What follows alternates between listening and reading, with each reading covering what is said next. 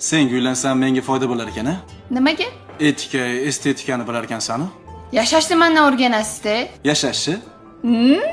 Men senga uylanaman. Doda? Men sizga tegmayman. Nega? Siz to'g'ri kelmaysiz chunki menga. Nimam to'g'ri kelmaydi? Bilasizmi, men hali beri erga tegmayman. Undan keyin men chet elga erga tegmoqchiman. Chet elliklarga. Nimaga qizlar chet elliklarga erga tegishga qiziqadi? Chunki ularda qaynona qaynota bo'lmaydi. Qaynonani xizmatini qilish kerak degan narsa bo'lmaydi.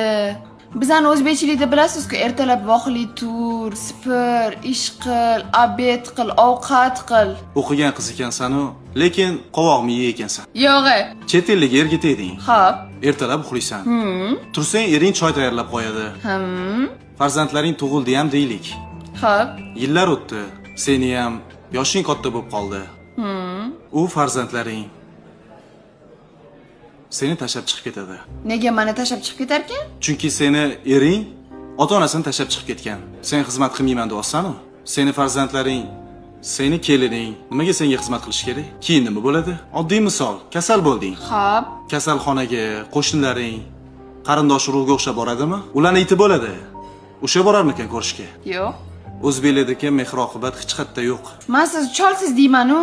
Rostdan ham cholsiz-da. Fikrlashingiz ham cholladi. Bo'pti.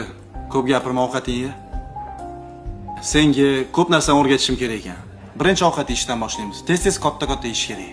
Chiroyli, kam-kam yeyish kerak.